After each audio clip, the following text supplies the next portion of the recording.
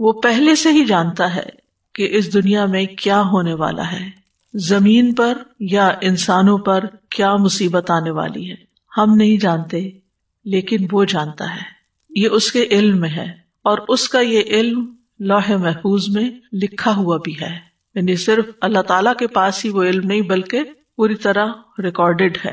یہ کام اللہ تعالیٰ پر بہت آسان ہے کہ وہ یہ جان لے کہ جو وہ پیدا کرنے جا رہا ہے وہ کس کس طرح فنکشن کرے گا، کیا کام کرے گا، کس وقت، کس پر کون سی چیز آئے گی، اور پھر یہ کہ کیا کیفیات ہوں گی، کیسے حالات ہوں گے، کیسے تبدیلیاں ہوں گی. یہ سب کچھ لکھنا اللہ تعالیٰ کے لیے بہت آسان ہے. اس سے ہم اندازہ لگا سکتے ہیں کہ ہم مخلوق میں اور اللہ رب العزت میں کیا فرق ہے. یعنی اللہ سبحانہ وتعالیٰ کی قدرت اور طاقت کتنی زیادہ ہے کہ ہر چھوٹی سے چھوٹی چیز، ایک ذرے سے ذرے کے بارے میں علم، اور آسمانوں اور پہاڑوں اور ان تمام چیزوں کے بارے میں علم اللہ تعالیٰ کے پاس ہے اور لکھا ہوا بھی موجود ہے. یہ سب کچھ اس لیے بتایا جا رہا ہے، یعنی یہ تو ایک حقیقت ہے، ایک ریالٹی ہے، کیونکہ اللہ تعالیٰ نے خود بیان کر دی. یہ ہمیں کیوں بتایا جا رہا ہے؟ تاکہ ہم دنیا میں کسی بھی چیز کے کھو جانے پر غم نہ کریں، چاہے وہ ہماری صحت ہو، یا کوئی کسی کی جان ہو، یا کوئی مال ہو، یا کوئی فصلیں ہوں، یا انسان کی آمدنی کا کوئی ذریعہ ہو. کوئی بھی چیز انسان سے کھو جائے تو اسے تقدیر کا حصہ سمجھ کر اس پر صبر کرے، اور جو نعمتیں اللہ تعالیٰ ہمیں دے، یعنی صرف یہ نہیں ہوتا کہ ہم سے لیا ہی جا رہا ہوتا ہے، بلکہ ساتھ ہی ہمیں بہت کچھ دیا بھی جا رہا ہوتا ہے. تو جو نعمتیں اس نے تمہیں عطا کی ہیں ان پر غرور اور تکبر نہ کرو، بلکہ شکر ادا کرو، کیونکہ اللہ تعالیٰ کسی تکبر کرنے والے، غرور کرنے والے، فخر کرنے والے کو پسند نہیں کرتا.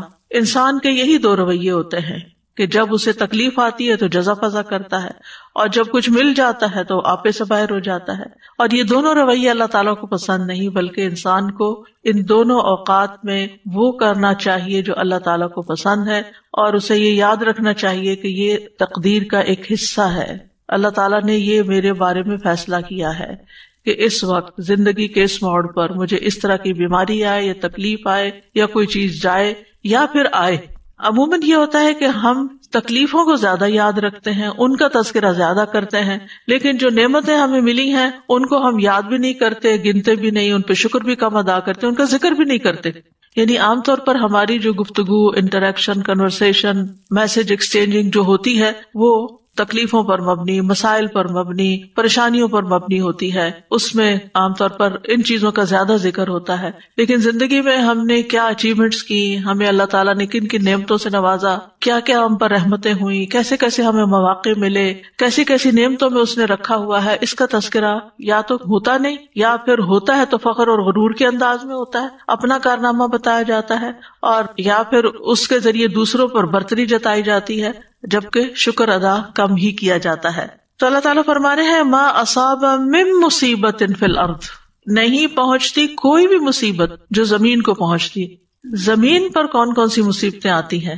جیسے بارشوں کا نہ ہونا اور اس کی وجہ سے قحط سالی، زمین کا بالکل سوکھ جانا، یا پھر زلزلوں کا آنا، یا پھر خسف ہو جانا، یا پانی کا زمین میں اتر جانا، یا پھر سیلاب اور طوفانوں کا آنا، وباؤں کا آنا جیسے کووڈ وغیرہ جس سے انسان متاثر ہوتا ہے، یا زمین پر لڑائیاں اور جھگڑے اور فساد اور جنگیں جیسے یوکرین میں آج کل ہو رہی ہے، یا اور جگہوں پر فتنے فساد پھیلے ہوئے ہیں. تو یہ سب کچھ اللہ تعالیٰ کے علم ازلی میں تھا.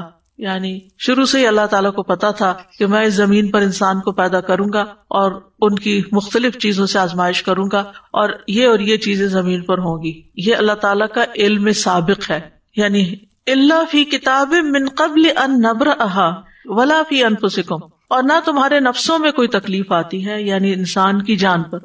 تو صحت کے سلسلے میں یہ آیت میں نے اس لیے اختیار کی ہے کہ ہم یہ جانیں کہ ہم جو بیمار ہوتے ہیں، ہمیں کسی قسم کی جو تکلیف آتی ہے، جو ہم پر کوئی مصیبت آتی ہے نفس پر، یعنی چاہے وہ نفسیاتی تکلیف ہو، جو روحانی ہو، کوئی جسمانی ہو، ذہنی ہو، کسی بھی قسم کی کوئی کرب اور بے چینی اور انگزائٹی اور ڈپریشن اور کوئی بھی چیز جو انسان کے اوپر وارد ہوتا ہے، یا کسی چیز کے کھو جانے سے انسان کو جو تکلیف اور پریشانی آتی ہے، یا اپنے کسی پیارے کے اوپر جو دکھ تکلیف آتا ہے اس کی وجہ سے جو تکلیف لاحق ہوتی ہے، یا پھر یہ کہ انسان کہیں سے گر جاتا ہے یا کوئی چوٹ لگ جاتی ہے یا پھسل جاتا ہے یا کسی وبا کا شکار ہو جاتا ہے یا انسان کے جسم میں کسی قسم کا کوئی اضطراب، حتیٰ کہ کوئی خارش ہوتی ہے یا پھر کسی طرح کی کوئی چبھن سی ہو جاتی ہے یا کوئی پین شروع ہو جاتی ہے، کوئی بھی چیز جو ہمارے جسم میں ہوتی ہے یہ اللہ کے علم میں ہوتی ہے اور اللہ کے اذن سے ہوتی ہے، اور اللہ تعالیٰ کی کتاب میں یہ بھی لکھا ہوا ہے کہ کس انسان کو کس وقت کیا لاحق ہوگا، اور پھر اللہ تعالیٰ کو یہ بھی پتا ہے کہ وہ اس وقت کس طرح ریئیکٹ کرے گا، اور یہ جو ریئیکشن ہو جاتا ہے پھر یہ ہمارے اعمال نامے میں لکھ لیا جاتا ہے، اور پھر اس کے مطابق ہمیں جو بھی بدلہ ہوگا وہ دیا جائے گا۔ اور یہ سب کچھ کیوں ہوتا ہے؟ آزمائش کے لیے، امتحان کے لیے کہ انسان کرتا کیا ہے۔ یعنی اگر آپ کسی بھی چیز کو آبزرو کریں، بعض اوقات ہوتا ہے نا کہ کسی پیٹ کو آپ دیکھتے ہیں یا کوئی کیڑا مکوڑا دیکھتے ہیں تو آپ آبزرویشن شروع کر دیتے ہیں کہ اچھا میں اس کی طرف یہ چیز پھینکتی ہوں یا میں اس کو چھیڑتی ہوں تو یہ کرتا کیا ہے، تو پھر آپ کہتے ہیں یہ ادھر جائے گا، یہ یوں کرے گا، یوں کرے گا، تو آپ اس کو دیکھ دیکھ کے ایک طرح سے بعض اوقات انجوائے کر رہے ہوتے ہیں۔ تو ہم سب اسی طرح کیڑے مکوڑوں کی طرح زمین پر جو بھی اچھے برے ایکشن کر رہے ہیں نا وہ اللہ سبحانہ تعالیٰ کی نظر میں ہے۔ کسی ہمارے ایکشن پہ اللہ تعالیٰ خوش ہوتے ہیں اور کسی ہمارے ایکشن پہ اللہ تعالیٰ ناراض ہوتے ہیں، لیکن بہرحال وہ سب کچھ اس کے علم میں کچھ بھی چھپا ہوا نہیں۔ اور پھر اللہ تعالیٰ نے ہمارے اوپر فرشتے بھی مقرر کر رکھے ہیں، وَإِن كُلُّ نَفْسٍ لَمَّا عَلَيْهَا حَافِظٌ، کوئی جان ایسی نہیں جس پر ایک نگران نہیں کھڑا، وہ دیکھ رہا ہے کہ یہ کرتا کیا ہے انسان، اور پھر کرامن کاتبین لکھے چلے جا رہے ہیں اچھا برا جو بھی ہم کرتے ہیں۔ تو یہاں پر فرمایا الا فی کتاب من قبل ان نبرأها، وہ ایک کتاب میں لکھا ہوا ہے اس سے پہلے کہ ہم اس کو پیدا کریں۔ ہاں کا مطلب مصیبت ہے، یعنی نبرأها اس تکلیف کو پیدا کریں۔ اور ایک قول یہ ہے کہ یہ زمین کی طرف جا رہی ہے بات، یا نفس کی طرف، کہ زمین کو پیدا کرنے سے پہلے یا اس انسانی جان کو پیدا کرنے سے پہلے۔ یعنی قرآن مجید کی یہ بلاغت ہے اور ایک خوبصورتی ہے کہ اس کے اندر اتنی وسعت آ جاتی ہے، ایک ہی ضمیر ہے اور اس میں انسان کی سوچ کی جہت کھلتی ہے کہ ہا کی ضمیر نفس کی طرف لوٹ رہی ہے، ہا کی ضمیر ارض، یہ سب مؤنث ہے، اور ہا کی ضمیر مصیبت کی طرف جا رہی ہے۔ یعنی اس سے پہلے کہ مصیبت آئے، اس سے پہلے کہ زمین پیدا ہو، اس سے پہلے کہ انسان پیدا ہو، یہ سب کچھ لکھا ہوا ہے۔ یعنی خیر و شر سب کچھ لوح محفوظ میں محفوظ ہے، اور یہ تقدیر جو ہے یہ اللہ کا ازلی علم ہے، اور اللہ تعالیٰ نے ہر چیز کا علم کے اعتبار سے احاطہ کر رکھا ہے، کوئی چیز بھی اللہ کے علم سے باہر نہیں۔ وَأَنَّ اللَّهَ قَدْ أَحَاطَ بِكُلِّ شَيْءٍ عِلْمًا۔ اب آپ جب بیمار ہوتے ہیں، پریشان ہوتے ہیں، تو آپ اللہ تعالیٰ سے اپنی حالت کا واسطہ دے کے بھی دعا کر سکتے ہیں کہ یا اللہ تجھے تو پہلے سے ہی پتا ہے کہ میرے اوپر کیا آنا ہے، اور تجھے تو پہلے سے ہی پتا ہے کہ میں کتنی کمزور ہوں، اور تو میرے حال کو جانتا ہے، اور تو میری تکلیف کو جانتا ہے، تو مجھ پہ رحم فرما۔ یعنی اللہ تعالیٰ سے انسان اس طریقے سے بھی دعا کر سکتا ہے، یعنی اللہ تعالیٰ کی صفت علم کا واسطہ دے کر، کیونکہ قرآن مجید میں آتا ہے وَلِلَّهِ الْأَسْمَاءُ الْحُسْنَىٰ فَادْعُوهُ بِهَا، تو ہمیں اللہ تعالیٰ کی اسماء و صفات کا واسطہ اور وسیلہ دے کر بھی اللہ تعالیٰ سے دعا کرنی چاہیے، جیسے انی مسنی الضر وانت ارحم الراحمین۔ بس اللہ تعالیٰ کی رحمت کی بات کر دی، اللہ تعالیٰ کی اس صفت کی بات کر دی کہ آپ تو بہت زیادہ رحم فرمانے والے ہیں۔ یعنی مطلب کیا ہے؟ اگر کسی کو کہا جائے آپ تو بہت سخی ہیں تو اس کا کیا مطلب ہے کہنے کا؟ یہ تعریف کوئی کیوں کر رہا ہے کسی کی؟ تاکہ وہ اپنی سخاوت کا اظہار کرے۔ تو اسی طرح اللہ تعالیٰ کی صفت رحمت کا جب ذکر کرتے ہیں تو اس کا مطلب یہ ہے کہ آپ تو اس کے مالک ہیں اور آپ کر سکتے ہیں۔ تو یہ چیز اگر انسان اللہ تعالیٰ کے بارے میں سوچے تو ہر چیز کو جانتا ہے، ہر چیز کو۔ وَأَنْتَ عَلَّامُ الْغُیُوبِ، میں نہیں جانتا، تو جانتا ہے، اور تو علام الغیوب ہے۔ قیامت تک جو کچھ ہونے والا ہے، جب سے پیدا ہوا جب تک ختم ہوگا، سب کچھ اس کے علم ہے۔ وَكُلَّ شَيْءٍ أَحْصَيْنَاهُ فِي إِمَامٍ مُبِينٍ، ایک واضح کتاب میں، ایک کھلے رجسٹر میں ریکارڈ رکھا ہوا ہے۔ اور حدیث سے پتہ چلتا ہے کہ آسمان و زمین کی تخلیق سے 50,000 سال پہلے مخلوقات کی تقدیر لکھی گئی۔ اب آپ سوچئے، جب آپ تقدیر پر ایمان لاتے ہیں، اور تقدیر پر ایمان لانا ضروری ہے، نبی صلی اللہ علیہ وسلم نے فرمایا ہر چیز کی ایک حقیقت ہوتی ہے، اور کوئی شخص اس وقت تک ایمان کی حقیقت کو نہیں پہنچ سکتا جب تک اسے یقین نہ ہو جائے کہ اسے جو چیز پہنچی ہے وہ اس سے خطا نہیں ہو سکتی تھی، اور جو چیز خطا ہو گئی ہے اس سے وہ اسے پہنچ نہیں سکتی تھی۔ اب یہ جو ہمارا ایمان ہے، اس کی بنا پر اگر آپ کو کوئی تکلیف آ جاتی ہے، کوئی بیماری آ جاتی ہے، کوئی چیز چھو جاتی ہے، لگ جاتی ہے، ٹکرا جاتی ہے، کچھ ہو جاتا ہے، تو بجائے غصے میں آنے کے، فرسٹریشن کا شکار ہونے کے، آپ کے چہرے پہ اسمائل بھی آ سکتی ہے کہ تو ہونا تھا، یہ لکھا ہوا ہے، یہ اپنے وقت پہ پہنچ گیا مجھ تک، اب اللہ ہی اس کو دور کرنے والا ہے۔ جس کے اذن سے یہ تکلیف آئی ہے اسی کے اذن سے شفا ہوگی. جس کے اذن سے یہ مشکل میں مبتلا ہوں وہی اس کو ان یمسسک اللہ بضر فلا کاشف لہ الا ہو، اگر تمہیں کوئی تکلیف پہنچ جاتی ہے تو اس کو اللہ کے سوا کوئی بھی دور نہیں کر سکتا. فلا کاشف لہ الا ہو، یہ یقین ہونا چاہیے پورا. جتنا زیادہ یہ یقین ہوگا کہ فلا کاشف لہ الا ہو، کہ اللہ ہی اس تکلیف کو دور کرنے والا ہے، اس کو کھولنے والا ہے، تو اتنا ہی زیادہ ہم اللہ سبحانہ وتعالیٰ کی طرف رجوع کریں گے، اتنے یقین کے ساتھ اسی کی طرف لوٹیں گے، اسی کے در پہ جائیں گے، اسی کے آگے سر جھکائیں گے، اسی کو پکاریں گے، اسی کے آگے ہاتھ پھیلائیں گے، اسی کو مختلف چیزوں کا واسطہ وسیلہ دیں گے جو مشروع ہے یا جس کی اجازت ہے ہمیں. تو اس طرح اللہ تعالیٰ سے تعلق اور زیادہ مضبوط ہو جائے گا. پھر فرمائے ان ذالک علی اللہ یسیر. ہمیں لگتا ہے کتنا مشکل کام ہوگا، یہ کتنا بڑا کام ہے یہ سب کچھ، لیکن اللہ تعالیٰ فرماتے ہیں اس کے لیے تو یہ کچھ بھی مشکل نہیں. سبحان اللہ، یعنی اس کی قدرت اس سے بھی کہیں زیادہ ہے کہ وہ ان سب چیزوں کا علم رکھے. اور ہمیں کیوں بتایا جا رہا ہے؟ لِكَيْ لَا تَأْسَوْا عَلَىٰ مَا فَاتَكُمْ، تاکہ تم کھو جانے والی چیز پہ افسوس نہ کرتے رہو، تم سے غم دور کرنے کے لیے. اور یہ ایک حقیقت ہے کہ اگر انسان تقدیر کے معاملے کو اور اس بات کو سمجھ جائے کہ یہ کسی وجہ سے آئی ہے تکلیف مجھ پر، اللہ تعالیٰ یا تو مجھے ریسٹ کروانا چاہتا ہے یا مجھے کچھ سکھانا چاہتا ہے، یا کوئی بھی ایسی وجہ ہو سکتی ہے کہ جو مجھے علم نہیں، کیونکہ اس کا کوئی بھی فیصلہ حکمت سے خالی نہیں، یہ بھی ساتھ ہی یاد رکھنا چاہیے. یعنی ایسا نہیں کہ وہ اندھا دھند بس کسی کو سزا دے رہا ہے اور کسی کو کچھ جزا دے رہا ہے اور کسی کو فائدہ اور کسی کو نقصان، ایسا نہیں ہے. ہر تکلیف کے پیچھے ایک حکمت، کوئی وجہ ہے. اس نے آپ کو کوئی اسپیشل چائلڈ دیا ہے، کوئی حکمت ہے اس کے پیچھے، کوئی وجہ ہے کہ اس نے آپ کو اس کام کے لیے چنا ہے. اسی طرح اگر کوئی اولاد کی طرف سے یا والدین کی طرف سے کسی پیارے کی طرف سے کوئی تکلیف پہنچتی ہے تو اس میں کوئی حکمت ہے. تو اگر انسان ایمان لے آئے تقدیر پر تو پھر غم ہلکا ہو جاتا ہے. وجہ بتا دی گئی کہ لِكَيْ لَا تَأْسَوْا، تاکہ تم افسوس نہ کرتے رہو، غمگین نہ رہو، عَلَىٰ مَا فَاتَكُمْ، جو تم سے فوت ہو گئے، یعنی جو تم سے چلا گیا. تمہاری صحت چلی گئی، تمہاری جوانی چلی گئی، تمہاری ہمت چلی گئی، تم سے کام کا چانس چلا گیا. اللہ کو یہی منظور، آگے موو فارورڈ، آگے چلو، آگے چلو. جو کھونا تھا ہو گیا، اب اس کے پیچھے جان ہلکان نہ کرو. جو ہونا تھا ہو گیا، اب اپنی زندگی کو آگے لے جاؤ، آگے کی طرف دیکھو، اچھی امید رکھو اور حوصلے میں رہو، کیونکہ یہ تو ہونا ہی تھا. کیونکہ انسان ہمیشہ عافیت میں نہیں رہ سکتا، ہمیشہ خوشحالی میں نہیں رہ سکتا، ہمیشہ رزق کی فراوانی میں نہیں رہ سکتا. یہ کمی بیشی ہوگی، اور جب ہو تو انسان اگر صرف اتنی بات سوچ لے کہ لکھا ہوا تھا، یہ تو ہونا تھا، مکتوب لکھا ہوا تھا، اور اللہ نے کیوں لکھا، پھر انسان اللہ سے بحث نہیں کرتا، اللہ کے علم اور اللہ کی قدرت کو چیلنج نہیں کرتا، بلکہ اللہ کے بارے میں اچھا گمان رکھتا ہے. آپ دیکھیں کہ اللہ سبحانہ تعالیٰ پر اعتراض کرنا کس کا کام تھا؟ جانتے ہیں نا ہم، یہ شیطان کا کام تھا. تو پھر ہم کتنے مزے سے مختلف چیزوں پر اعتراض شروع کر دیتے ہیں. واضح طور پر شیطان کے نقش قدم پر چل رہے ہوتے ہیں، واضح کلیئر کہ اللہ نے میرے ساتھ ایسا کیوں کیا، وائی می، یہ کیوں ایسا کیا. یہ آپ یاد رکھے کہ یہ کیا ہے، یہ دراصل شیطان کے قدموں پر چلنا ہے، اس کی پیروی کرنا ہے، اس کے پیچھے جانا ہے.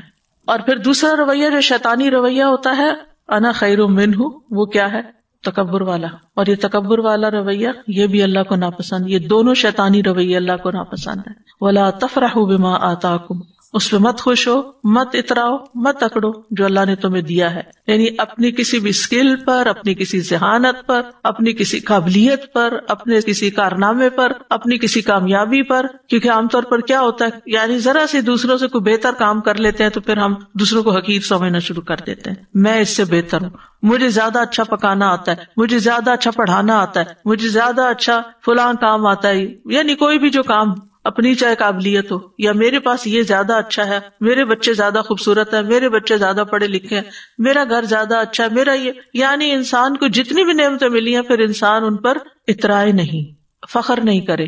اور اترانا کیا ہوتا ہے اور تکبر کیا ہوتا ہے؟ دوسروں کو حقیر سمجھنا. اپنی خوشی کا اظہار منع نہیں ہے کہ اللہ کا شکر ہے اللہ نے دیا. اگر اللہ نے دیا، اچھا لباس آپ نے پہنا ہے، اچھا گھر بنایا ہے آپ نے، اچھی گاڑی خریدی ہے آپ نے، کوئی حرج نہیں. کل بھی ہم نے حدیث پڑھی تھی کہ ایک نیک انسان کے لیے مال جو ہے وہ نقصان دہ نہیں ہے، کیونکہ وہ ہر چیز پر اللہ کا شکر ادا کرتا رہے گا اور ان نعمتوں میں دوسروں کو شریک کرتا رہے گا، ان نعمتوں کو پا کر خیر اور بھلائی کے کام کرے گا. انسان یاد رکھے کہ اس دنیا میں انسان کو نعمتیں بھی ملیں گی اور تکلیف بھی آئے گی، لیکن ہر حال میں مطلوب اور مقصود کیا ہے کہ انسان اللہ کا بندہ بن کر رہے. اکرمہ ابن عباس سے روایت کرتے ہیں کہ وہ اللہ کے فرمان اسی آیت کے بارے میں کہتے ہیں کہ ہر شخص غمگین ہوتا ہے اور خوش ہوتا ہے، لیکن مومن اپنی مصیبت پر صبر کرتا ہے اور خوشحالی پر شکر کرتا ہے. اس آیت میں ایک بات یاد رکھیں کہ اس کا یہ مطلب نہیں کہ اگر ہر چیز لکھی ہوئی ہے تو انسان کوشش نہ کرے. نہیں، کوشش بھی کرنا اللہ کے اذن سے ہے اور اللہ کا حکم ہے اور ہمیں اس پر ابھارا گیا ہے. وَأَن لَيْسَ لِلْإِنسَانِ إِلَّا مَا سَعَىٰ، کہ تمہیں کوشش کرنا، کیونکہ ہمیں تو نہیں پتا نا آگے کیا لکھا ہوا ہے، ہمیں نہیں پتا. تو ہمیں جو نعمتیں ملی ہیں اور جو وسائل ملے ہیں اور جو جسمانی قوت ملی ہے اس کے ساتھ اس دنیا میں رہتے ہوئے احرص علی ما ینفع، جو چیزیں فائدہ دیتی ہیں ان کی حرص کرے.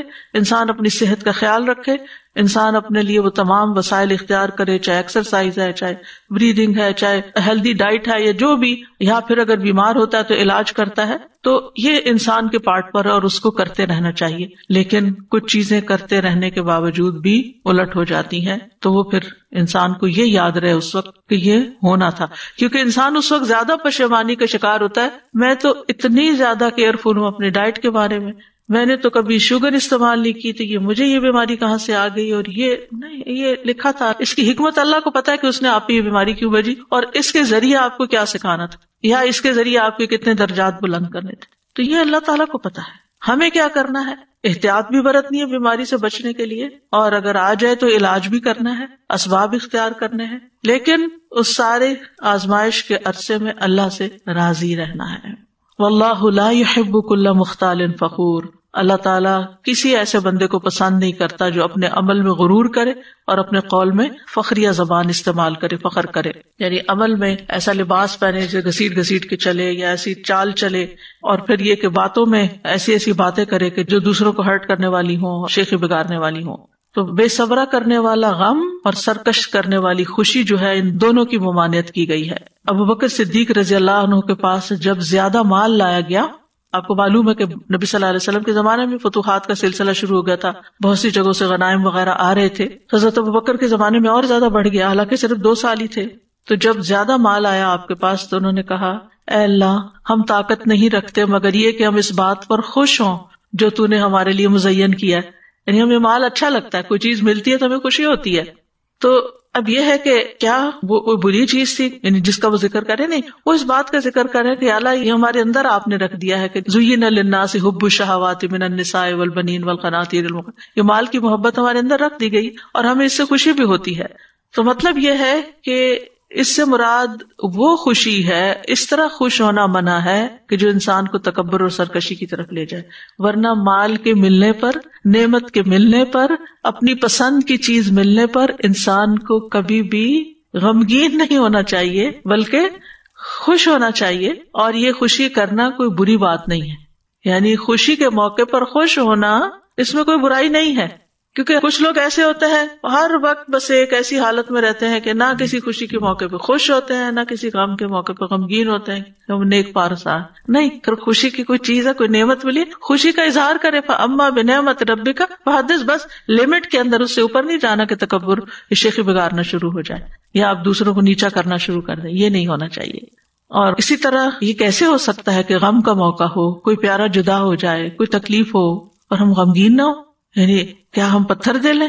ہمارے سینے میں دل نہیں ہے؟ ہم محسوسات اور جذبات سے عاری ہو جائیں؟ یہ نہیں کہا گیا. ہم غمگین بھی ہوں، ہمیں اجازت ہے غم کرنے کی، ہم غمگین ہوں، ہمیں اجازت ہے آنسو بہانے کی، لیکن حد سے باہر نہیں نکلنا، منہ سے کچھ نہیں نکالنا، اونچی آواز سے نہیں رونا، کوئی شکوہ شکایت نہیں کرنی اللہ تعالیٰ سے. اسی طرح بیماری ہے، بیماری میں تکلیف ہے، کوئی پین ہے، کوئی ایسی چیز آ گئی ہے کہ جو ڈاکٹرز کہتے ہیں علاج ہی کوئی نہیں ہے، بس اب آگے کی تیاری کرو. تو ایسے میں بھی مایوسی نہیں، غم ہے، مایوس نہیں ہونا. تو آپ دیکھیں کہ اللہ کے انبیاء جو ہیں وہ تکلیف کے موقع پر تکلیف محسوس کرتے ہیں لیکن اللہ ہی کو پکارتے ہیں. حضرت یعقوب علیہ السلام کو آپ دیکھیں کہ کتنے سال ایک تکلیف میں حضرت یوسف علیہ السلام کی جدائی میں مبتلا رہے، لیکن مایوس نہیں ہوئے ایک دن کے لیے بھی. جب بنیامین بھی وہاں رہ گئے تو کیا کہتے ہیں؟ امید ہے کہ میرا رب سب کو ہی لے آئے گا. سبحان اللہ. ایسے موقع پر سالوں سال گزر گئے یوسف علیہ السلام کو کھوئے ہوئے، اور دوسرا پیارا بیٹا بھی کھو گیا، یعنی چلا گیا ان کے نگاہوں کے سامنے سے، لیکن ایاتینی بہ جمیعا، اللہ سب کو ہی لے آئے گا. یہ اتنی بڑی بات کون کہہ سکتا ہے؟ وہی جس کو اللہ کی ذات پر پورا بھروسہ ہو، وہ صرف حالات کو نہ دیکھ رہا ہو کہ نہیں میرا یہ اندازہ ہے، جو کچھ یہ ہو رہا ہے اس کا نتیجہ تو یہی نکلے گا. کئی لوگ بہت ججمنٹل ہوتے ہیں، چھوٹی چھوٹی باتوں سے کچھ نکال کے نتیجہ جمع تفریق کر کے تو دوسرے کو کوئی بری خبر سنا دیتے ہیں، یا پھر یہ اتنے سال گزر گئے اس چیز کو، اب تو پھر اب سوچنا ہی چھوڑ دو، اب کیا اس بارے میں سوچ. نہیں، اللہ تعالیٰ کبھی بھی کچھ کر سکتا ہے. اس سے پتہ چلتا ہے کہ پیغمبر کوشش کیا کرتے تھے، بیماری کتنی بھی زیادہ ہو، حد سے بڑھ جائے، ڈاکٹر جواب دے جائیں. اور کل نورین جو ایک لیونگ میریکل ہے، آپ کو اس کی اپنی زبانی سننے کا موقع ملا کہ کس طرح سانسیں اکھڑنے لگتی تھی اور کس طرح ڈاکٹرز بالکل ہوپلیس ہو گئے تھے، لیکن کس طرح اللہ سبحانہ تعالیٰ نے اس کو بالکل ایک نئی زندگی دی، اور کس طرح اللہ سبحانہ تعالیٰ نے بولنے کی قوت لوٹائی، سننے کی لوٹائی، دیکھنے کی لوٹائی، جو کہ اس بیماری میں ساری کھو گئی تھی. تو اللہ تعالیٰ کچھ بھی لوٹا سکتا ہے. اس لیے بیماری کتنی بھی شدید ہو کبھی بھی مایوس نہ ہو، مایوسی نہیں، امید رکھیں میں ٹھیک ہو جاؤں گی، انشاءاللہ ٹھیک ہو جاؤں. اور اگر اللہ کی تقدیر نافذ ہونی ہے تو ایک دن تو نافذ ہونی ہے، ایک دن تو دنیا سے جانا ہی ہے، اور سبھی نے جانا ہے. کل ہمارے گروپ میں کسی نے پوسٹ کیا، انہوں نے کہا اللہ سبحانہ تعالیٰ نے میرے پہ بہت رحم کر دیا ہے، میں بہت نعمت والی ہوں، اور اللہ تعالیٰ نے اتنے سالوں میں اچانک ایک رات میں میری مشکل حل کر دی. تو میں نے ان کو پرائیویٹ میسج کیا، میں نے کہا وہ اپنا واقعہ سناتے، بڑا ایمان بوسٹ ہوتا ہے لوگ. تو کہنے لگی کہ 2005 ان سب چیزوں میں UAE میں ہم رہتے ہیں، اور میرے ہسبینڈ کو اتنی لاس ہوئی، اور ہم پھر کوشش کرتے تھے کہ ہم کھڑے ہو جائیں اور وہ پچھلے مسئلے حل کر دیں، لیکن وہ پائل اپ ہوتے گئے مسئلے، اور ہم ہر وقت ٹینشن میں رہتے تھے. اور کل کیسے ہوا کہ وہ پکڑ کے لے گئے پولیس آ کے، اور بچے اور میں اکیلے تھے گھر میں، اور ہمارا کوئی بھی نہیں تھا. تو ہم نے تکبیریں پڑھنی شروع کر دی، روتے جائیں اور ہم کہے اللہ اکبر کبیرہ والحمدللہ کثیرہ وسبحان اللہ بکرۃ واصیلا، اور ہم کہے اللہ تو سب کچھ کر سکتا ہے، ہم کچھ نہیں کر سکتے. ہم یہ کہتی ہیں رات کے وقت UAE میں کوئی کام نہیں ہوتا، کوئی جیل سے آزاد نہیں ہو سکتا. کہتی کوئی آدمی آیا ہے، انہوں نے میرے ہسبینڈ سے جیل میں بات کی ہے، کہا ہے آپ حق پر ہو، آپ باہر نکلو. پولیس والوں سے کہا ہے کہ اس کو باہر نکالو، ان کا کلیئرنس سب کچھ کر کے وہ اسی وقت گھر آ گئے. اور یہ کہتی ہیں کہ ہم سوچ رہے تھے کہ پتہ نہیں اب میں اپنے ہسبینڈ کو دیکھ بھی سکوں گی کہ نہیں، اور ہم اس سوچ میں تھے، اور اللہ سبحانہ وتعالیٰ نے وہ تکبیریں جو ہم نے کہی اور تسبیح کی کہ اللہ بڑا ہے نا، اس یقین کے ساتھ کہ ٹھیک ہے قانون ہے، سسٹم ہے، نظام ہے، جیل ہے، پولیس ہے، سب کچھ ہے، لیکن اللہ سب چیزوں سے بڑا ہے نا، اس یقین کے ساتھ کہ اللہ ہی سب سے بڑا ہے. تو اللہ سبحانہ تعالیٰ کو اگر انسان بڑا سمجھ کر اس کے آگے جھکتا ہے تو اللہ تعالیٰ ضرور سنتا ہے. تو بہرحال یہ بات یاد رکھنی کی ہے کہ جو کچھ دنیا میں ہوتا ہے ہر چیز تقدیر کے ساتھ ہے، اور کوئی چیز تقدیر سے سبقت نہیں کر سکتی. نبی صلی اللہ علیہ وسلم نے فرمایا اگر تقدیر سے کوئی چیز سبقت کر سکتی تو وہ نظر ہے، نظر لگنا. ہماری عمر، رزق، عمل سب کچھ تقدیر سے ہے. آزمائش کا آنا بھی تقدیر سے ہے. حسن بصری کہتے ہیں بے شک اللہ تعالیٰ نے مخلوقات کو پیدا کیا تو ان کے ساتھ ہی ان کی تقدیر کو بھی بنایا. ان کی عمروں کو تقدیر کے مطابق تقسیم کیا، ان کے رزق کو تقدیر کے مطابق تقسیم کیا، اور آزمائش اور صحت اور تندرستی کو بھی تقدیر کے مطابق تقسیم کیا. بیماری بھی تقدیر سے ہے، یعنی ہم سب کو یہ یاد رکھنا چاہیے کہ اگر کوئی بیماری آئی ہے تو یہ میرے مقدر میں لکھی ہوئی تھی. اسی طرح کسی کا عقل مند ہونا اور بے وقوف ہونا یہ بھی تقدیر کا حصہ ہوتا ہے. رسول اللہ صلی اللہ علیہ وسلم نے فرمایا ہر چیز تقدیر سے وابستہ ہے، یہاں تک کہ فہم و فراست اور بے بسی بھی. پھر موت کا وقت اور جگہ. نبی صلی اللہ علیہ وسلم نے فرمایا جب تم میں سے کسی کی موت کسی زمین پر مقرر ہوتی ہے تو اسے وہاں جانے کی حاجت پڑ جاتی. جب وہ اپنے اینڈ مقام پہ پہنچتا ہے تو اللہ تعالیٰ اس کی روح قبض کر لیتا ہے، اس سے آگے نہیں جا سکتا. کتنے لوگ پلین میں فوت ہو جاتے ہیں، اچھے بھلے صحت مند سوار ہوتے ہیں لیکن اتر نہیں سکتے، ان کی موت وہاں لکھی ہوتی ہے. اور قیامت کے دن وہ زمین کہے گی اے مالک یہ تیری امانت حاضر ہے. پھر اسی طرح یہ ہے کہ احتیاط کرنا توکل کے منافی نہیں. اس کا یہ مطلب نہیں تقدیر میں جو ہوگا نہیں ہمیں کوشش نہیں کرنی چاہیے، کوشش بھی کرنی چاہیے اور احتیاط بھی کرنی چاہیے. مترف کہتے ہیں کسی کو ایسا نہیں کرنا چاہیے کہ وہ اونچے پہاڑ پر چڑھ کے خود کو نیچے گرائے اور کہے میری تقدیر میں یہ لکھا تھا. کہ بہت سے لوگ خودکشی کو کہتے ہیں جب تقدیر میں خودکشی لکھی تھی تو اس نے کر لی، اب اس پہ کیا الزام. تو یہ نہیں ہے. اللہ نے انسان کو جو اختیار بھی دیا ہے، تقدیر کا مطلب تو اندازہ کرنا. اللہ کو پہلے سے ہی پتا تھا، اللہ کا اندازہ تھا اور درست اندازہ تھا کہ یہ شخص اس کو یہ اور یہ مشکل آئے گی اور یہ اس کا حل ہے وہ خودکشی میں ڈھونڈے گا. یہ اللہ کو پہلے سے پتا تھا. تو اللہ تعالیٰ کو بلیم نہیں کیا جا سکتا کہ اللہ نے اس کے اوپر زبردستی لکھ دیا کہ نہیں تم ضرور خودکشی کرو. یہ اللہ کا علم ہے. تقدیر کیا ہے؟ اللہ کا علم ہے کہ اللہ کو پہلے سے ہی پتا ہے کہ لوگ کس طرح بہیو کریں گے. جو چیزیں ان کو دی گئی ہیں، جو وسائل ان کو دیے گئے ہیں، جو زندگی ان کو دی گئی ہے، وہ اس کے ساتھ کیا کریں گے. تو انسان کو احتیاط کرنی چاہیے، کوشش کرنی چاہیے، بچاؤ اختیار کرنا چاہیے، دعا کرنی چاہیے. لیکن اگر کوئی تکلیف آ جائے تو یہی سوچنا چاہیے کہ یہ میری قسمت میں تھی، مجھے ملنی ہی تھی. اور مومن کا رویہ کیا ہوتا ہے جب کوئی تکلیف آ جاتی ہے تو وہ سوچتا ہے کہ اللہ کا اذن تھا، اس میں کوئی حکمت ہے، اور وہ اس بات کو نہیں بھولتا کہ قل لن یصیبنا الا ما کتب اللہ لنا هو مولانا وعلی اللہ فلیتوکل المؤمنون. آپ ان سے کہیے ہمیں اگر کوئی مصیبت آئے گی تو وہی آئے گی جو اللہ نے ہمارے مقدر میں لکھ رکھی ہے، وہی ہمارا سرپرست ہے، اور مومنوں کو اللہ پہ توکل کرنا چاہیے. توکل اسباب کے منافی نہیں، یا اسباب توکل کے منافی نہیں. یعنی اگر آپ توکل کرتے ہیں تو اس کا مطلب یہ نہیں کہ آپ اسباب اختیار نہ کریں، ٹھیک ہے. اور اگر آپ اسباب اختیار کرتے ہیں تو اس کا یہ مطلب نہیں کہ آپ توکل نہ کریں اور اسباب پہ بھروسہ کر بیٹھیں کہ میرے پاس سب کچھ ہے میں کر لوں گی. نہیں، اللہ کے اذن سے ہی ہوگا، میرا بھروسہ اللہ پہ، اللہ مجھ سے کروائے گا، میں کوشش کروں گی کروائے گا اللہ. دوسری بات یہ، بیماری آ جائے، تکلیف آ جائے تو اللہ ہی کو پکاریں، فوراً دعا مانگیں، اس کی طرف رجوع کریں. امن یجیب المضطر اذا دعاہ ویکشف السوء، بھلا کون ہے جو لاچار کی فریاد رسی کرتا ہے جب وہ اسے پکارتا ہے اور اس کی تکلیف کو دور کرتا ہے. پھر اسی طرح سورۃ الانعام میں آتا ہے وَإِن يَمْسَسْكَ اللَّهُ بِضُرٍّ فَلَا كَاشِفَ لَهُ إِلَّا هُوَ وَإِن يَمْسَسْكَ بِخَيْرٍ فَهُوَ عَلَى كُلِّ شَيْءٍ قَدِيرٌ. اور اگر اللہ تمہیں کوئی نقصان پہنچائے تو اس کے سوا اسے کوئی دور کرنے والا نہیں، تو پھر اس سے دعا کرنی چاہیے نا کہ وہ اسے دور کر دے. اور اگر وہ تمہیں کوئی خیر پہنچائے تو ہر چیز پہ خوب قدرت رکھنے والا نہیں، وہ کر سکتا ہے، لہٰذا پھر اسی کی طرف جائیں، اسی سے مانگیں اور زیادہ مانگیں. پھر اسی طرح یہ ہے کہ انسان کو دعاؤں کی کثرت کر دینی چاہیے. وَإِذَا سَأَلَكَ عِبَادِي عَنِّي فَإِنِّي قَرِيبٌ إِنَّ رَبِّي قَرِيبٌ مُجِيبٌ. اور پھر پورا بھروسہ اللہ پہ ہونا چاہیے، کسی ڈاکٹر پر، کسی انسان پر نہیں کہ یہ کر دے گا میرے لیے، کہ ان انسانوں کی کوشش بھی اللہ کے اذن سے ہی کامیاب ہوتی ہے. انسانوں کو عقل کس نے دی؟ جس عقل کے ساتھ وہ دوائیں استعمال کرتے، وہ جو دوا بنی ہے وہ کس نے پیدا کیا؟ وہ سارا سبسٹینس جو تھا سب کچھ اللہ کی طرف سے ہے. تو اللہ ہی کو کافی سمجھے، اور پھر اللہ ہی طبیب ہے. پھر یہ کہ حالات بہتر ہونے کے لیے انتظار کریں صبر کے ساتھ. آپ دیکھیں تکلیف آتے ہوئے پتہ نہیں چلتا، اچانک ہی گلا پکڑا جاتا ہے، اچانک ہی کہیں چوٹ لگ جاتی ہے، لیکن جاتے جانے میں ٹائم لگتا ہے. ہر بیماری کے جانے میں یعنی میریکلز اب ہوتے ہیں، لیکن ہر یعنی جو اسباب کے تحت جو چیزیں ہو رہی ہوتی ہیں ان کا اپنا ایک وقت مقرر ہوتا ہے. کیونکہ انا کل شیء خلقناہ بقدر ان اللہ بالغ امرہ قد جعل اللہ لکل شیء قدرا. اللہ اپنا کام پورا کر کے رہتا ہے، بس یہ ہے کہ اللہ نے ہر چیز کا ایک اندازہ مقرر کر رکھا کہ کون سا کام کب ہوگا.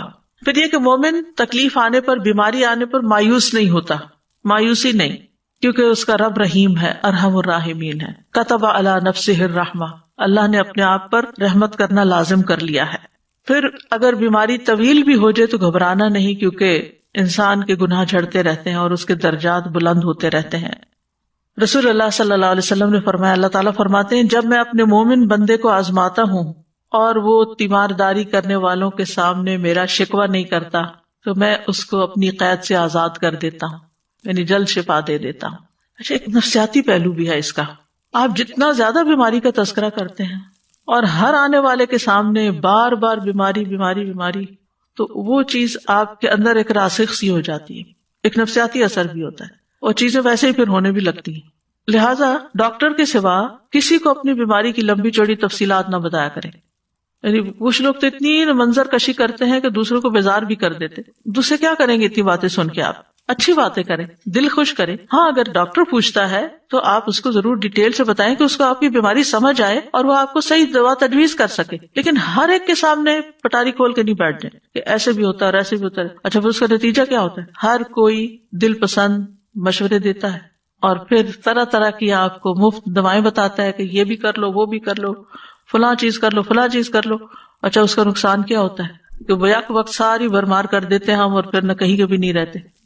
تو اس لیے صرف سمجھدار شخص کے سامنے، کسی عقل مند انسان کے سامنے، کسی تجربہ کار شخص کے سامنے، کسی ڈاکٹر کے سامنے بات کرنی چاہیے جس سے آپ کو توقع ہو کہ یہ میری کچھ رہنمائی کر سکتا ہے. شفا اللہ کے ہاتھ میں، شفا اس نے نہیں دینی مجھے، لیکن یہ رہنمائی کرے گا. تو رہنمائی کرنے والے شخص کے ساتھ اگر آپ بات کرتے تو اس میں کوئی حرج نہیں ہے. لیکن ہر ایک کے سامنے بیماری کا شکوہ نہیں کرنا چاہیے، بس الحمدللہ کر لینا چاہیے. نبی صلی اللہ علیہ وسلم نے فرمایا کہ اگر وہ یہ شکوہ نہیں کرتا تو اللہ تعالیٰ فرماتے ہیں کہ میں اس کو اپنی قید سے آزاد کر دیتا ہوں، یعنی جلدی صحت ہو جاتی. پھر اس کے پہلے گوشت کے عوض بہترین گوشت عطا کرتا ہوں. اور اس کے پہلے خون کے بدلے بہترین خون دیتا ہوں، اور وہ اثر نو عمل کرتا ہے، یعنی پھر بالکل ایک نئے انسان کی طرح دوبارہ سے اپنا کام شروع کر دیتا ہے۔ پھر اسی طرح یہ ہے کہ منہ سے برے الفاظ کبھی نہ نکالے۔ نبی صلی اللہ علیہ وسلم جب کسی کی عیادت کے لیے تشریف لے جاتے تو کیا فرماتے؟ لا بأس، کوئی بات نہیں، طہور انشاءاللہ، یہ بیماری پاکیزگی کا ذریعہ بنے گی، یعنی جسم سے بھی آپ کی بیماری نکل جائے گی۔ اب دیکھیں نا، بعض بیماریاں آپ کے اندر ہی اندر کہیں چھپی ہوتی ہیں، پھر ایک وقت آتا ہے کہ وہ سرفیس پہ آ جاتی ہیں، آپ کی اسکن پہ آ جاتی ہیں، تو وہ اصل میں صرف اسکن نہیں ہوتی بیمار، وہ اندر کوئی چیز بیمار ہوتی ہے جس کی سمٹمز باہر نظر آ رہی ہوتی ہیں، تو اللہ تعالیٰ آپ کو ایک موقع دیتا ہے کہ آپ اس کا علاج کر لیں۔ تو یہ اس بیماری کا سرفیس پہ آ جانا، مثلا سر درد شروع ہو گیا آپ کو، تو یہ سر درد صرف سر درد نہیں ہوتا، there is something wrong either with your stomach or something else، تو پھر ماہر ڈاکٹر ہوتا ہے، وہ سمجھ کے دوا دیتا ہے کہ سر درد کی وجہ کیا، انویسٹیگیٹ کرتا ہے۔ تو لا باس طہور انشاءاللہ، یہ جو سرفیس پہ بیماری آئی ہے اسے پریشان نہ ہو، کیونکہ جب تک وہ اندر چھپی رہتی ہے ہمیں پتہ ہی نہیں ہوتا، ہم خوش باش پھرتے، بس ذرا سی چیز نظر آ جائے صحیح تو پھر ہمیں ہول پڑنے لگتے ہیں۔ تو اس پر پریشان نہ ہو، بلکہ وہ سمجھے کہ اب رستہ کھل گیا ہے علاج کا، صفائی کا رستہ، تزکیے کا رستہ کھل گیا۔ اور پھر یہ کہ انسان فوراً یہ سوچے کہ یہ بیماری گناہوں کو دھو ڈالنے کا ذریعہ بھی، یعنی جسمانی پاکیزگی بھی اور اس کے ساتھ ساتھ گناہوں سے پاکیزگی بھی۔ اسی طرح ایک موقع پر آپ صلی اللہ علیہ وسلم نے فرمایا، بخار کو برا بھلا نہ کہو، بخار بنی آدم کے گناہوں کو اس طرح دور کرتا ہے جس طرح بھٹی لوہے کی میل کچیل کو دور کرتی ہے۔ پھر اسی طرح بیماری میں موت کی تمنا نہ کی جائے، موت نہ مانگی جائے۔ نبی صلی اللہ علیہ وسلم نے فرمایا، تم میں کوئی شخص موت کی تمنا نہ کرے، کیونکہ اگر وہ نیک ہوگا تو امید ہے کہ اس کے اعمال میں اور اضافہ ہو جائے، اور اگر وہ برا ہے تو ممکن ہے وہ توبہ ہی کر لے، کیونکہ موت تو اعمال کا سلسلہ منقطع کر دیتی ہے نا، پھر انسان کچھ کرنے کے قابل نہیں رہتا۔ حدیث میں آتا ہے کہ مومن کی عمر تو اس کی بھلائی میں ہی اضافہ کرتی، یعنی جتنے دن آپ کو دنیا میں مل جاتے ہیں اتنا ہی آپ کو نیک اعمال کا وقت مل جاتا ہے۔ اور پھر سب سے بڑی بات یہ کہ پازیٹیو تھنکنگ، اللہ کے بارے میں اچھا گمان، اپنے ساتھ جو کچھ ہو رہا ہے اس سے اچھی بات سوچنا۔ اور ویسے بھی حدیث میں آتا ہے نا کہ اللہ تعالیٰ فرماتے ہیں، میں اپنے بندے کے ساتھ اس کے گمان کے مطابق ہوں، یعنی جیسا آپ سوچنا شروع کرتے ہیں ویسے چیزیں ہونے لگتی ہیں۔ اور اچھے گمان کے بدلے میں معاملہ بھی اچھا، اور برے گمان کے بدلے میں معاملہ بھی برا۔ اگر تم برا سوچتے ہو تو پھر برا ہی نتیجہ نکلے گا، اور اگر تم اچھا سوچتے ہو، آپٹیمسٹک ہو، تو پھر تمہارے ساتھ اچھا ہی ہوگا۔ پھر پلٹ کے بات انسان کے اپنے اوپر ہی آ جاتی ہے کہ انسان اپنے لیے کیا سوچتا ہے، کیا چاہتا ہے۔ پھر یہ کہ اللہ کے وعدوں کو یاد رکھے، جو وعدے اس نے اپنی کتاب میں کیے ہیں۔ شعراوی جو ایک ایجپشن مفسر ہیں، ان کے لیکچرز موجود ہیں، بس یہ کہ کولوکیل عربک میں دیتے ہیں تو سمجھنے بڑے مشکل ہوتے ہیں، لیکن ان کے تفسیر کا ایک انوکھا ہی انداز ہے، بہت گہرائی میں بات کرتے ہیں اور بہت عمدہ خزانے ڈھونڈ ڈھونڈ کے لاتے ہیں۔ وہ کہتے ہیں کہ میں ان 4 لوگوں پہ حیران ہوں جو 4 چیزوں سے غافل ہیں۔ میں اس بندے پہ حیران ہوتا ہوں جو کسی غم میں مبتلا ہے، وہ کس طرح اللہ کے اس فرمان سے غافل ہو جاتا ہے، لا الہ الا انت سبحانک انی کنت من الظالمین، جبکہ اللہ تعالیٰ اس کے بعد فرماتا ہے فاستجبنا لہ ونجیناہ من الغم وکذالک ننجی المؤمنین، کہ ہم اسی طرح مومنوں کو نجات دیتے ہیں غم سے، ہم نے اس کا غم دور کر دیا، یعنی یونس علیہ السلام کا۔ جب اللہ نے یہ وعدہ کیا ہے کہ غم کا علاج ہے اس آیت کے اندر، تسبیح کے اندر، تو وہ تسبیح کیوں نہیں کرتا؟ وہ کہتے ہیں میں اس بندے پہ حیران ہوتا ہوں جسے کسی تکلیف سے آزمایا گیا، یعنی کوئی بیماری آئی اس پر، کہ وہ کس طرح اللہ کے اس فرمان سے غافل ہو جاتا ہے، انی مسنی الضر وانت ارحم الراحمین، مجھے تکلیف پہنچی ہے اور تو سب رحم کرنے والوں سے زیادہ رحم کرنے والا ہے۔ جبکہ اللہ تعالیٰ اس کے بعد فرماتا ہے فاستجبنا لہ، ہم نے اس کی دعا قبول کر لی، فکشفنا ما بہ من ضر، اور جو کچھ تکلیف اسے تھی وہ ہم نے اس سے دور کر دی۔ تو اللہ سبحانہ وتعالیٰ اگر ایوب علیہ السلام کی سنتا ہے تو ہماری بھی سنے گا۔ ان کی دعا قبول کر لی اور اللہ نے ان کو بیماری سے صحت عطا کی، تو یہ اللہ کا وعدہ ہے۔ پھر کہتے ہیں میں اس بندے پہ حیران ہوتا ہوں جو خوف سے آزمایا گیا، وہ کس طرح اللہ کے اس فرمان سے غافل ہو جاتا ہے، حسبنا اللہ ونعم الوکیل، کیونکہ اس کے بعد اللہ تعالیٰ فرماتے ہیں فانقلبوا بنعمت من اللہ وفضل لم یمسسہم سوء، وہ تو اللہ کی نعمت اور فضل کے ساتھ لوٹے، انہیں کوئی تکلیف نہ پہنچی۔ تو یہ غم دور کرنے والی اور فکر و پریشانی دور کرنے والی آیت ہے، حسبنا اللہ ونعم الوکیل۔ پھر کہتے ہیں میں اس بندے پہ حیران ہوتا ہوں جو لوگوں کے مکر و فریب سے آزمایا گیا، یعنی لوگوں نے اس کے ساتھ چال چلی ہو، وہ کس طرح اللہ کے اس فرمان سے غافل ہو جاتا ہے، وَأُفَوِّضُ أَمْرِي إِلَى اللَّهِ إِنَّ اللَّهَ بَصِيرٌ بِالْعِبَادِ، میں اپنا معاملہ اللہ کے سپرد کرتا ہوں، بے شک اللہ بندوں کے حال کو خوب دیکھنے والا۔ رجل مؤمن جو تھا اس نے یہ آیت پڑھی تھی جب فرعون کے دربار میں اس نے حق بول دیا تھا، اور اسے پتا تھا کہ اب میرے ساتھ کیا ہونے والا ہے، اور اس کے بعد اس نے اپنا معاملہ اللہ کے سپرد تو اللہ نے اس کو بچا لیا اور آل فرعون کو ڈبو دیا. اور اسی طرح سورۃ غافر میں بھی آتا ہے. اور اس کے بعد اللہ تعالیٰ فرماتے ہیں وَفَوَقَاهُ اللَّهُ سَيِّئَاتِ مَا مَكَرُوا. جس دشمن کے غرق ہونے کی خوشی میں ابھی آپ نے 10 محرم کا روزہ رکھا تھا، روزہ تو رکھ لیتے پھر یاد نہیں ہوتا کہ کس چیز کے شکرانے کا. تو مومن جو ہے وہ تکلیف میں اللہ سے راضی رہتا ہے اور اس کا اظہار کرتے رہنا چاہیے. اللہ میں راضی ہوں، اللہ میں راضی ہوں، اللہ میں راضی ہوں، اللہ مجھے تکلیف ہے لیکن میں راضی ہوں، میں آپ کے فیصلے پہ ناراض نہیں ہوں. کیونکہ جو اللہ کی تقسیم پہ راضی ہو جائے، حدیث میں آتا ہے اللہ اسے برکت اور وسعت دیتا ہے، اور جو راضی نہ ہو اس کو برکت نہیں ملتی. کیونکہ اللہ تعالیٰ نے اپنے بندے کو جو کچھ دے رکھا ہوتا ہے وہ اس میں اس کا امتحان لیتا رہتا ہے. کیا امتحان کا بندہ کیا کرتا ہے. مجھے یاد ہے بچپن میں ہم اسکول میں تھے نا چھوٹے چھوٹے، تو بعض اوقات بچے کوئی اپنے ساتھ سویٹس لے آتے کچھ لے آتے تو پھر وہ ایک دوسرے سے کہتے کہ مجھے بھی دو، ایک دوسرے سے کہتے کہ مجھے بھی چکھاؤ. تو بچے عموماً اسٹنجی ہوتے، کہتے ہیں کیوں نہیں دینا، تو کہتے اوہو ہم نے تو صرف تمہارا دل دیکھا تھا کہ تم کیا کرتے ہو. آپ کو بھی یاد ہوگا شاید اس طرح کہ تمہارا دل دیکھتے. تو وہ اس کو بہت برا بلا کہتے تھے جو بچہ شیئر نہیں کرتا تھا یا اکیلے ہی بیٹھ کے لنچ کر لیتا تھا. تو بہرحال تو اللہ تعالیٰ بھی ہمارا دل دیکھ رہے ہیں کہ میں اس کو ایک چیز دیکھتا ہوں اور پھر اس سے مانگتا ہوں کہ دے تو میرے راستے میں، تو پہلے دیکھے کرتا ہے کیا. تو بہرحال مصیبت پر بھی جو اللہ تعالیٰ کا شکر ادا کرتا ہے وہ خاص شاکرین میں سے ہوتا ہے. یعنی ایک شکر ہوتا ہے جو عام نعمتیں ہیں جو سب کو اکٹھی ملی ہوئی ہیں نا، جیسے ہوا ہے، پانی ہے، سورج ہے، یہ مومن کافر سب کو ملی ہوئی ہے نا، ہمیں بھی ملی ہوئی ہے، اس پر بھی شکر ہے. اور ایک ہوتا ہے اللہ کے نیک بندوں کا شکر، جو نعمتیں خاص ان کو ملی ہوتی ہیں، جیسے آپ کو قرآن کی نعمت ملی، علم کی دولت ملی وغیرہ وغیرہ، یہ کہ اتنے بے شمار لوگوں میں سے اللہ نے آپ کو توفیق دی کہ آپ یہاں آ کے سیکھ رہے ہیں، اس پر شکر ادا کرتے ہیں. اور ایک ہوتا ہے خاص الخاص بندوں کا شکر، اور وہ ہوتا ہے کہ اگر انہیں کوئی تکلیف بھی پہنچے تو پھر بھی وہ شکر گزار ہوتے ہیں کہ اللہ آپ نے اتنا کچھ تو ہمیں دے رکھا ہے، اگر یہ ایک چیز چلی گئی یا ایک تکلیف آ گئی تو کیا ہوا. پھر یہ ہے کہ بیماری میں انسان اپنی عبادت جتنی ممکن ہو وہ کرتا رہے، اس کو نہ بھولے، نمازیں نہ چھوڑ کے بیٹھ جائیں. اس میں ہم دیکھتے ہیں نبی صلی اللہ علیہ وسلم نے اپنی بیماری میں حکم دیا کہ حضرت ابوبکر لوگوں کو نماز پڑھائیں.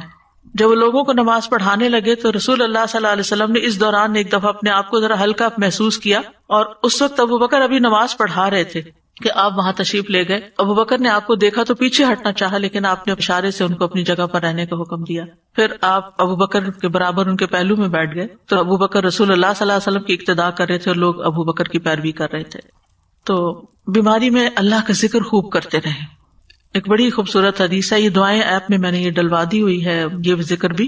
الاغر ابو مسلم کہتے ہیں میں گواہی دیتا ہوں کہ ابو سعید اور ابو ہریرہ رضی اللہ عنہما نے گواہی دی کہ ان دونوں کی موجودگی میں رسول اللہ صلی اللہ علیہ وسلم نے فرمایا جو لا الہ الا اللہ واللہ اکبر کہتا ہے تو اس کا رب اس کی تصدیق کرتا ہے اور کہتا ہے ہاں میرے سوا کوئی معبود برحق نہیں، میں ہی سب سے بڑا ہوں.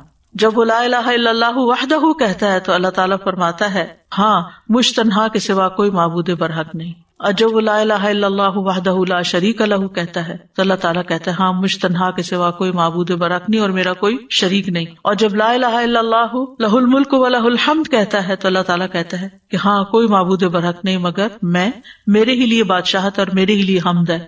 اور جب وہ لا الہ الا اللہ ولا حول ولا قوت الا باللہ کہتا ہے تو اللہ تعالیٰ فرماتے ہیں ہاں میرے سوا کوئی معبود نہیں اور گناہوں سے بچنے اور بھلے کام کی قوت نہیں مگر میری توفیق سے.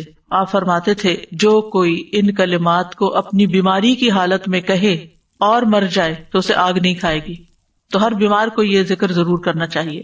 رسول اللہ صلی اللہ علیہ وسلم نے فرمایا جس نے یہ 5 کلمات کسی دن یا رات یا کسی مہینے میں پڑھے پھر اس میں وہ فوت ہو گیا تو اس کے گناہ معاف کر دیے جائیں گے. اور وہ کیا ہے؟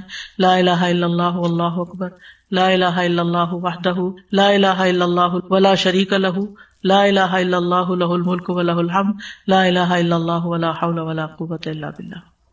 پھر استغفار کرنا، انسان اپنی بیماری میں توبہ استغفار کرتا رہے، درود شریف پڑھتا رہے کیونکہ اس سے رحمتیں آتی ہیں تو انشاءاللہ اللہ تعالیٰ اس کی مدد کرے گا. پھر یہ ہے کہ بیماری کا علاج ضرور کروائے، یعنی مایوس ہو کے چھوڑ نہ دے کہ یہ لا علاج بیماری ہے تو فائدہ نہیں، یعنی جس طرح کا بھی ممکن ہو علاج کروائے.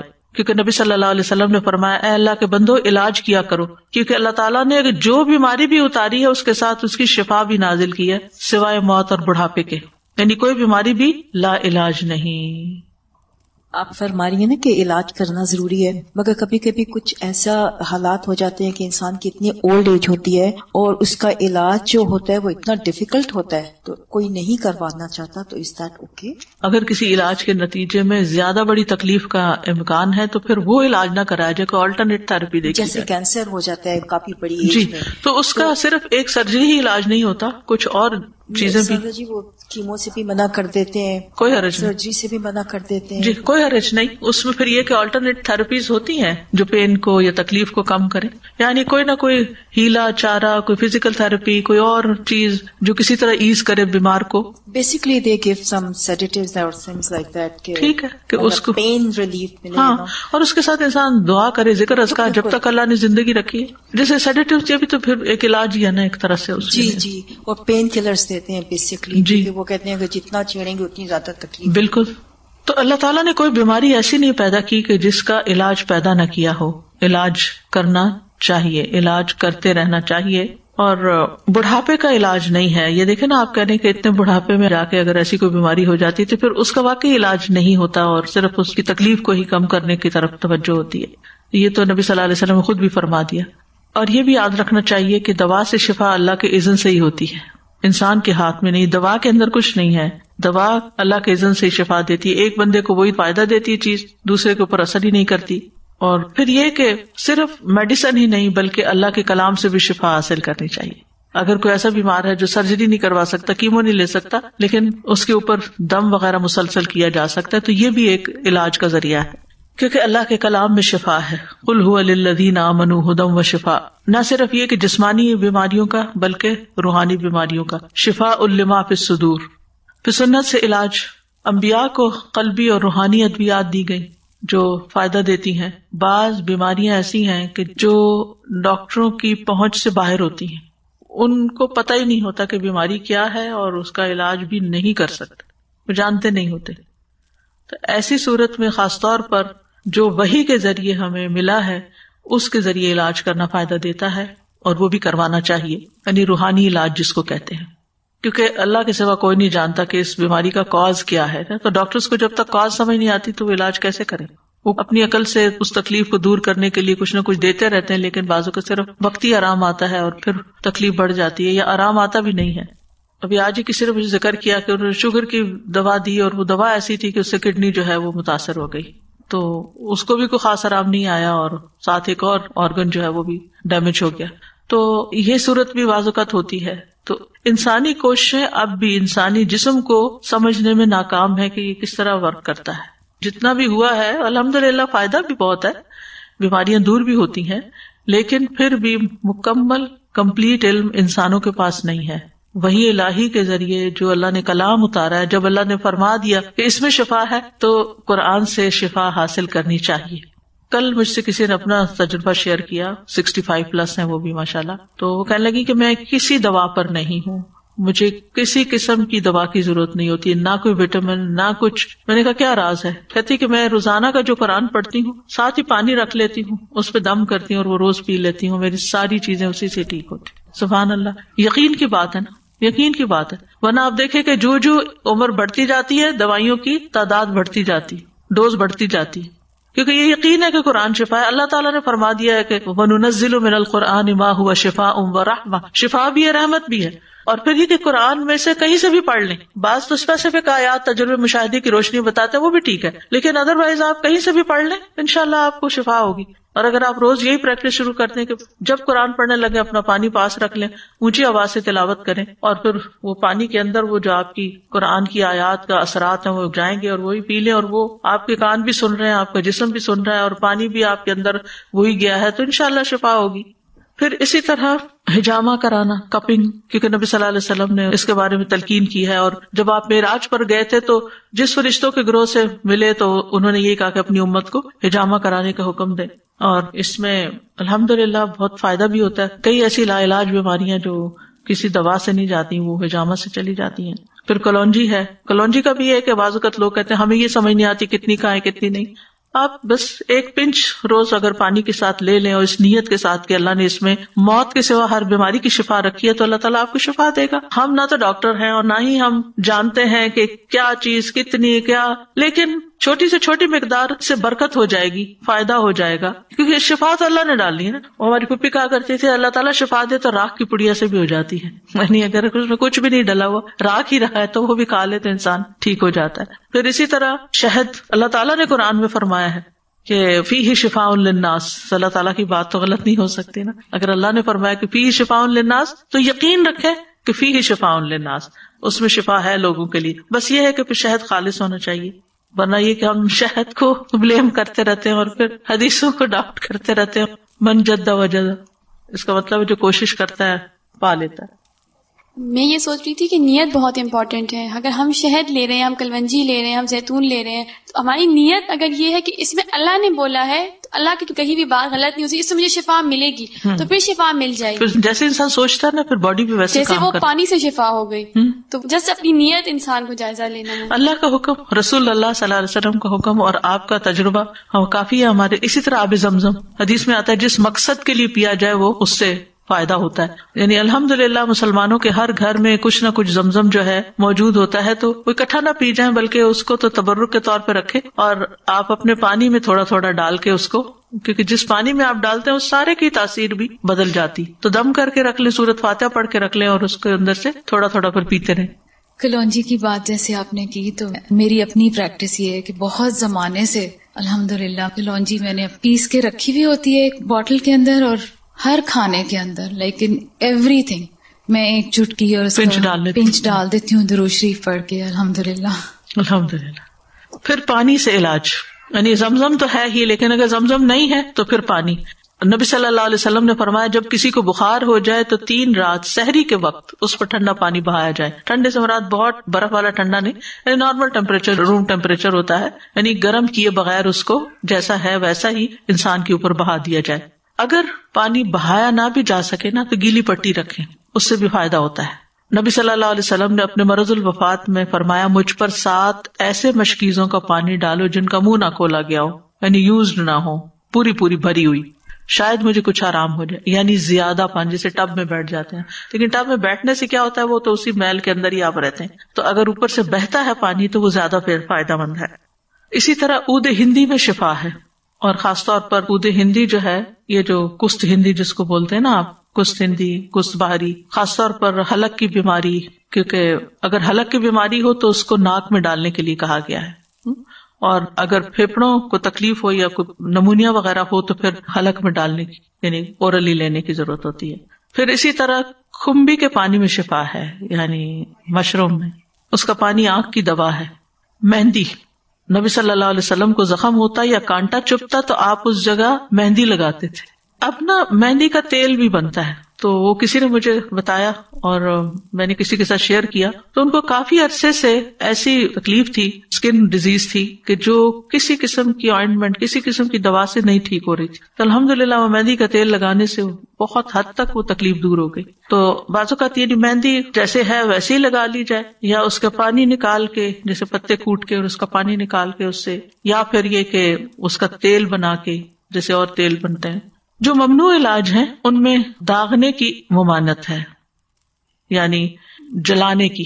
عمران بن حسین فرشتوں کا سلام سنا کرتے تھے، جب انہوں نے داغ لگوایا تو سلسلہ منقطع ہو گیا، کیونکہ منع تھا داغ لگوانا، اور جب چھوڑ دیا تو دوبارہ سننا شروع کر دیا.